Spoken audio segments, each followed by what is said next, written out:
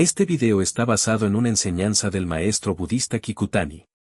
El tema de hoy es el aspecto físico, es decir, el rostro y la figura, y la enseñanza de Buda sobre ellos. El maestro comienza planteando una afirmación que suena provocadora: el aspecto físico no es lo importante. Muchas personas responderían de inmediato que eso no es cierto, porque han cargado durante años con una desventaja por su apariencia y han sufrido mucho por ella. A lo largo de esta enseñanza veremos por qué el budismo puede aliviar ese sufrimiento. El maestro Kikutani reconoce que esa protesta es completamente comprensible. ¿Cuántas dificultades he arrastrado por mi aspecto, cuánto he sufrido, y ahora me dicen que no importa? Él mismo explica que tiene complejos por su apariencia como cualquier otra persona y que sigue sintiéndolos. Sin embargo, después de conocer la enseñanza budista, comprendió que darle vueltas a ese asunto no conduce a ninguna parte, y eso aligeró mucho su corazón. Por eso desea compartir hoy esa misma ligereza con quienes sufren por su aspecto. En los últimos años se habla mucho del lookism, la tendencia a evaluar y discriminar a las personas por su apariencia. El maestro Kikutani observa que esa tendencia se ha intensificado y que hay muchísimas personas que, por su causa, encuentran la vida difícil de sobrellevar. Por eso propone un recorrido en dos partes. Primero examinará con honestidad la realidad del lookism en la sociedad actual. Después presentará dos maneras de superarlo, ambas basadas en la enseñanza budista. Todos afirmamos que no está bien evaluar ni discriminar a las personas por su apariencia. Pero la realidad, dice el maestro Kikutani, es muy distinta. Para mostrarlo recuerda una conversación que tuvo hace unos años con una estudiante universitaria. Era una joven de rostro delicado, como una muñeca francesa. Había empezado a trabajar a tiempo parcial en un restaurante de comida rápida que estaba a punto de abrir un nuevo local, y lo que le ocurrió allí ilustra perfectamente la distancia entre lo que decimos y lo que hacemos. El encargado del local le pidió con mucha insistencia que trabajara sin falta durante los 3 primeros días de la apertura, porque quería atraer clientes como fuera. El maestro Kikutani comprende bien la intención: si una joven de aspecto agradable está en el mostrador, el local luce mejor y los clientes se llevan una buena impresión desde el primer día. No se trataba de la habilidad de la muchacha, sino de su rostro. Así de directo funciona el cálculo en la vida real, aunque nadie lo diga en voz alta. Al escuchar aquello, el maestro Kikutani pensó de inmediato en los demás empleados contratados al mismo tiempo. A unos se les pide expresamente que vengan, a otros no se les dice nada, o se les asigna un turno para después de los 3 primeros días. Quien recibe ese trato entiende perfectamente el motivo, y es natural que en un momento así se le encoja el corazón. Aunque se repita que no se debe discriminar, situaciones como estas se producen constantemente y dejan una herida silenciosa. El maestro Kikutani invita entonces a un ejercicio honesto: si uno mismo fuera el encargado de ese local, ¿qué haría? Queriendo dejar una buena impresión en la apertura, es probable que también deseara poner delante del mostrador a las personas de aspecto más agradable. Puede ser un cálculo poco elegante, pero surge. Y no es cosa de hombres: una mujer que abriera una cafetería y contratara a un joven atractivo también querría pedirle que trabajara sin falta los primeros días, porque su presencia mejora la imagen del local. El maestro Kikutani confiesa que ni siquiera quien se dedica a transmitir la enseñanza budista escapa a esto. A veces piensa que si él fuera más atractivo, o más joven, quizás su canal tendría más visitas y más suscriptores. Entre los discípulos de su maestro, el profesor Takamori Kentetsu, hay muchos jóvenes de 20 y tantos años, y a algunos les ha dicho que si ellos hicieran videos reunirían a mucha más gente para escuchar el Dharma. Diciendo exactamente lo mismo, una persona de rostro agradable atrae a mucha más gente. Es una realidad difícil de negar. Esto no es nuevo. En el libro de la almohada, escrito hace unos 1000 años, la dama Seis Nagon anotó sin rodeos que el predicador debía ser de buen rostro. Explicaba que, si uno puede quedarse contemplando la cara del maestro, la nobleza de lo que dice se percibe mejor; en cambio, si la mirada se distrae, lo dicho se olvida enseguida. Su conclusión fue todavía más dura: le parecía que ser feo era casi un pecado. Lo que el maestro Kikutani quiere subrayar es lo siguiente: el rostro que la mayoría considera agradable y el que no, terminan decidiendo si alguien quiere o no escuchar incluso el contenido de una enseñanza budista. Es lamentable, pero es la realidad. Precisamente por eso el aspecto físico pesa tanto y produce complejos tan profundos, hasta el punto de que una persona llegue a pensar que su vida entera es como es por culpa de su apariencia. Ese sentimiento es muy comprensible. Una de las causas que ha intensificado el Ukisem son las redes sociales.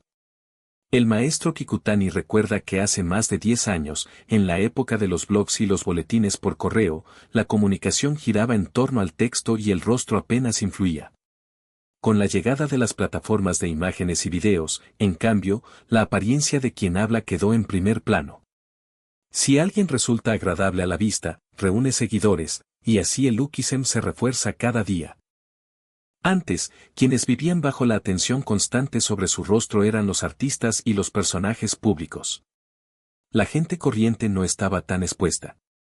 Pero ahora que cualquiera participa en las redes, también la gente corriente se encuentra en una situación en la que resulta casi imposible no compararse. Cada día se ven cientos de rostros seleccionados y editados, y cada día se mide el propio contra ellos. El maestro Kikutani señala que esta comparación continua es una fuente enorme de sufrimiento. El maestro Kikutani observa además que hoy se ve por la calle a mucha más gente de aspecto cuidado que cuando él era estudiante. Las técnicas de maquillaje han avanzado, la cirugía estética se ha vuelto accesible y con buenos resultados, y en las redes cualquiera puede retocar su imagen con una aplicación. Él mismo probó una de esas aplicaciones con su propio rostro y bromea diciendo que, si apareciera así, seguramente tendría más suscriptores. Pero cuanto más se compara uno con esas imágenes, más feo se cree. Llega entonces el primer método para superar el complejo, y el maestro Kikutani reconoce que tiene algo de camino esforzado. Supongamos que alguien piensa que por su rostro está en desventaja en la vida.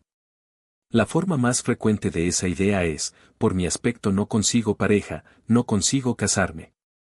Si ese es el punto de dolor, entonces la manera de superarlo es precisamente conseguir una buena pareja.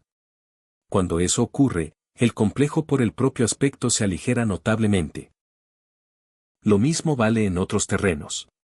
Alguien puede pensar que en el mundo del espectáculo solo triunfan los rostros bellos, entonces que se convierta en un actor o una actriz de carácter, que dé una interpretación tan buena que reciba un premio, y llegará a ser una figura solicitada.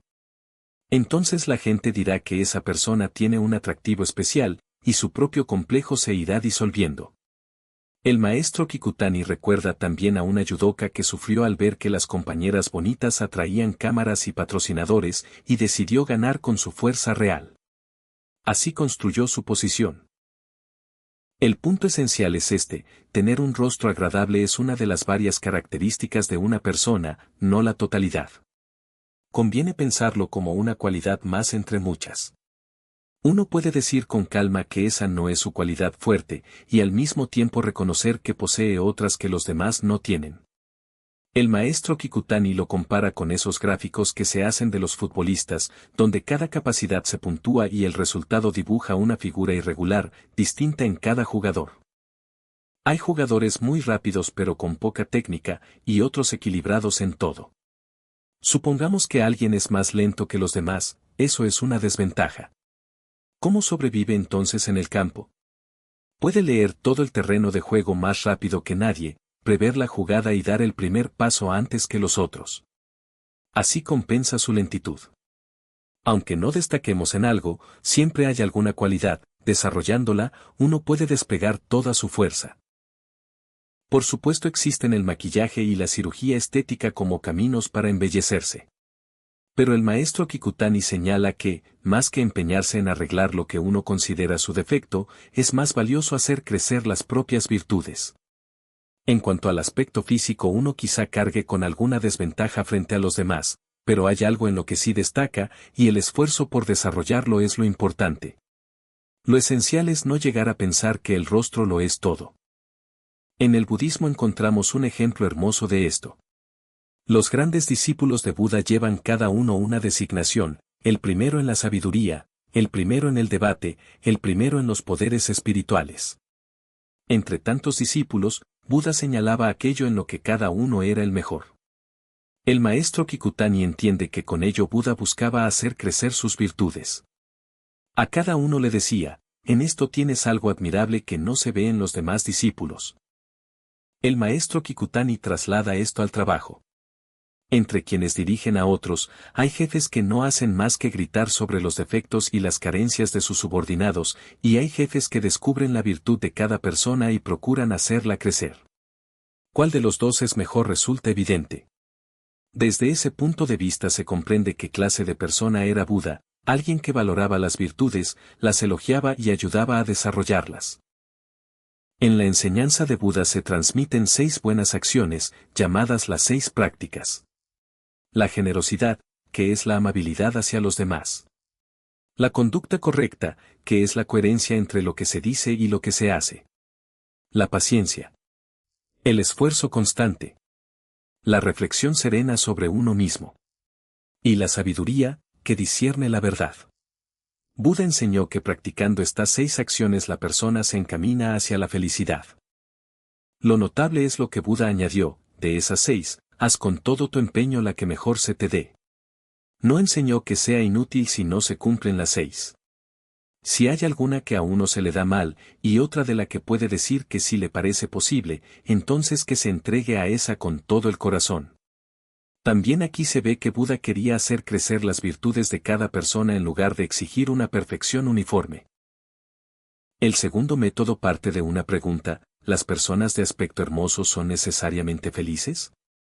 En realidad, no. Buda enseñó lo que se expresa con la palabra umudsen, tanto si se tiene como si no se tiene, el sufrimiento no cambia. Aplicado al aspecto físico significa que quien no se considera bella sufre por ello, y quien es considerada bella también tiene su propio sufrimiento. Ninguna de las dos situaciones libera del dolor. El maestro Kikutani recuerda a Ono no Komachi, poeta de la corte de Heian célebre por su belleza. En uno de sus poemas expresa el deseo de que el reflejo del espejo no envejeciera, aunque la vida tenga un límite. Precisamente porque era hermosa tenía orgullo y confianza en su rostro, y con los años la piel se aflojó y quienes antes se volvían a mirarla empezaron a decir que había envejecido mucho. Su apego a la belleza era, por eso mismo, más intenso que el de nadie. Aquí aparece la impermanencia.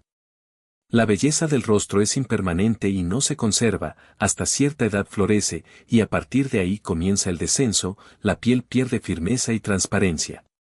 Envejecer es inevitable. Por eso el budismo enseña que el tesoro sin forma vale más que el tesoro con forma. Lo que tiene forma se rompe, se pierde y decae, lo que no tiene forma perdura. En un mundo impermanente, esa es la riqueza que conviene buscar. El maestro Kikutani narra entonces un episodio de las escrituras budistas. El hombre más rico de la ciudad acostumbraba llevar a su hermosa hija a banquetes y reuniones, y disfrutaba escuchando cómo todos la elogiaban. Desde pequeña la niña había tenido fama de rostro bello, al principio le agradaba que la adularan y acompañaba a su padre a todas partes, también porque él, de buen humor, le compraba siempre ropa nueva. Ya adulta, seguía pasando el día entero pendiente del espejo. Pero últimamente algo había cambiado. Los que antes se enamoraban de ella y le proponían matrimonio con ardor ya no lo hacían tanto, el trato de los demás se había vuelto distante. La razón la conocía bien, se habían cansado de ella. Jóvenes más nuevas y admiradas habían entrado en los salones y la atención se había desplazado hacia ellas. El corazón de la hija se agitaba, se irritaba, y cada día era más inestable. Empezó a sospechar que quizá desde el principio no habían sido tan valorados. Lo que más entristecía a la hija era la insensibilidad de su padre. Una noche, en medio de un banquete, él declaró que no había nadie que viera a su hija sin admirarla, y que le gustaría mostrársela incluso al venerable Sakyamuni. Ella quedó atónita y sin palabras. Deseaba terminar con esa vida y tener conversaciones sinceras y ricas con su padre, pero a él solo parecía interesarle exhibirla y enorgullecerse de ser su padre. Aún así, fueron al lugar donde el Buda enseñaba. En el recinto atestado, el padre por fin consiguió ver a Sakyamuni y se puso a alabar la hermosura de su hija. El Buda le respondió, a esta muchacha yo no la considero hermosa en absoluto. Es cierto que su figura es bella, pero en el ser humano hay algo mucho más hermoso, y es la belleza del corazón. La nobleza del corazón es la verdadera belleza. Ante esas palabras severas, la hija abrió los ojos, era exactamente el origen de la inquietud que venía sintiendo. La hija comprendió que solo se había ocupado de su apariencia y no había pulido su corazón, y que sin un corazón rico y hermoso jamás se saborea la verdadera paz ni la verdadera satisfacción. También el padre sintió algo, porque desde entonces dejó de llevarla de acto en acto y empezó a buscar con seriedad la enseñanza de Buda. Antes que la belleza con forma, pulir la belleza sin forma del corazón, esa es la enseñanza. El budismo es la enseñanza que mira el corazón y muestra cómo el corazón puede ser feliz.